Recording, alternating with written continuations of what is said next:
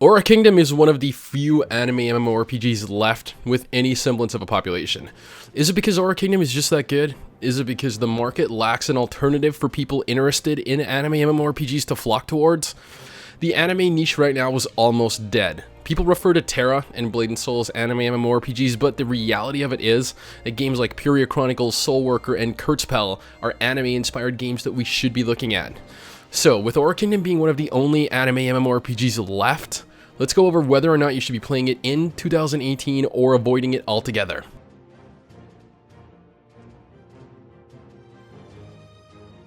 Aura Kingdom's character creator is more or less what you'd expect from an anime MMORPG. It gives you the basic multi-hair choices, a few varying faces with slightly different features and eye colors, skin colors, etc. But overall, the character creator in comparison to other MMORPGs is severely lacking.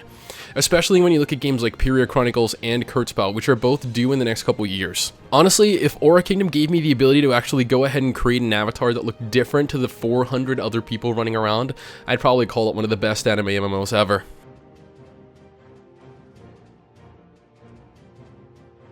Which leads me to my next talking point, the gameplay.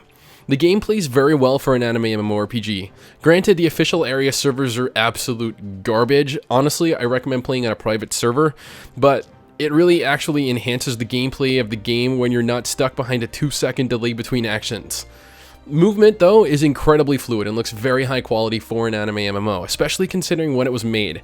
Even games like Twin Saga, which was actually released after Aura Kingdom, fail to play that well.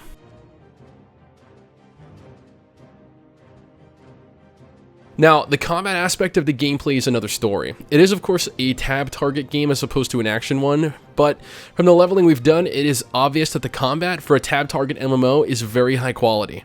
Now, I do stress that this is an Aeria Games game, and I have a biased hatred for Aeria Games due to them shutting down games faster than my wife shuts me down when I'm drunk and horny. I cannot believe they shut down Shin Megami Tensei, imagine. That game was one of the most unique games I'd ever played as an MMO. Regardless, the combat, even for an Aeria Games game, performs very well, quite exceptionally even for an anime MMO. The special effects, the movements, the variety of skills, it all looks and plays out very, very well. Honestly, I wouldn't believe you if you said this was an Aeria Games game.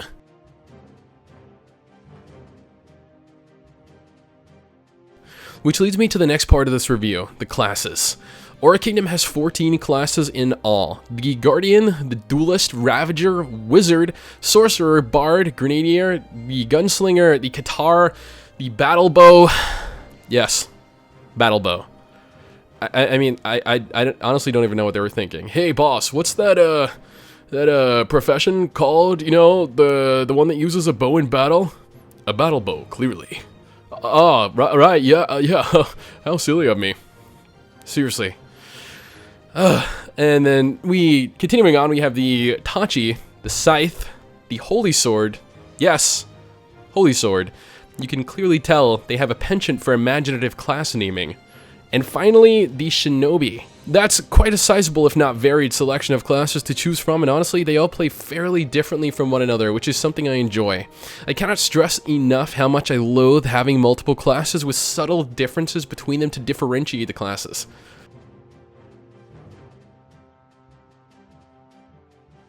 So, you, the player, are an envoy of Gaia.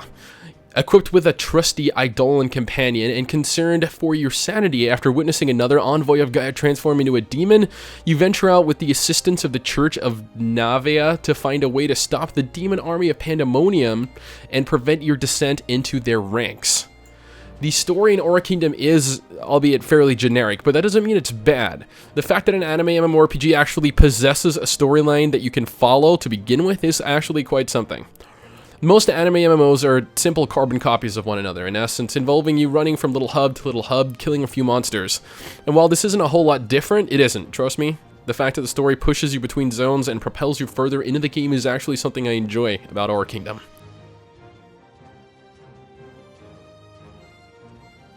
Graphically, Aura Kingdom is a beautiful game. I mean, if you go ahead and compare it to something like Soul Worker Online, then sure, it pales in comparison. But for the kind of game it is, a large, proper RPG with explorable areas like most traditional MMORPGs, it's probably one of, if not the best looking game out there. The characters are cute, the animations are adorable, and the overall feel of the game is very anime-esque. It's probably the highest quality anime MMORPG in the West as of January 2018.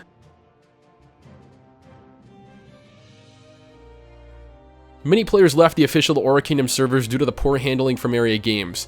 They handled Aura Kingdom about as well as all their other games. You know, the ones that all ended up shut down? Yeah, those ones. So the general population on the official servers, that is actually quite low. Like, the kind of low you tend to avoid because you don't really see anyone else around. The private server alternatives, though, one in specific, actually has a fairly large population for an anime title.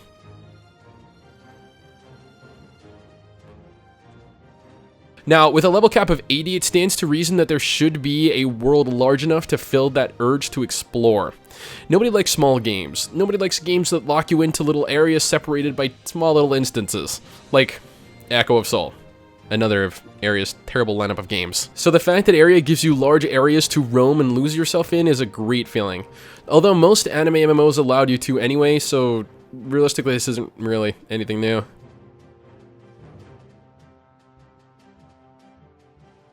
Speaking of wandering the world, however, what would the game be if it didn't have many different aspects of PvE, huh?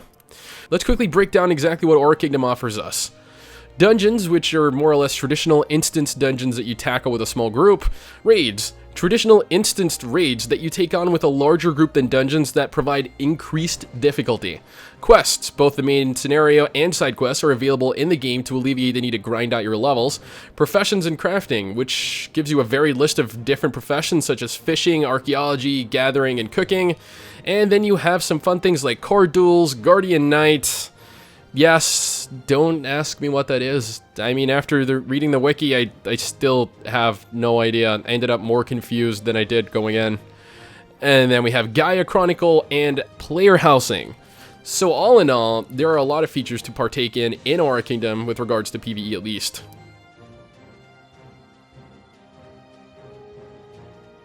Now, for those of you interested in destroying one another and showing who has the larger EP, Aura Kingdom offers two different forms of pissing contest. 1v1 duels, which are in essence a 1v1 confrontation between two children hiding behind their anonymity of their computer, furiously attempting to think up the best way to make the other kill themselves, and 5v5 arena, where the real magic of teamwork, unity, and camaraderie happens. Who am I kidding? You know everyone in PvP just sits there raging at everyone else for sucking?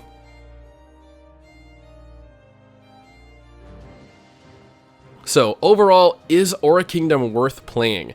That is a very good question. The official Aeria Games version of Aura Kingdom is definitely not worth playing. It's filled with bugs, it's run poorly, the rates are terrible, and you'd be supporting a company that shuts down games that are no longer making them enough money to continue. Speaking of private servers, though, I would definitely recommend playing through one of the larger ones, as the game itself is actually a lot of fun and worth playing through at least once if you haven't. What you've been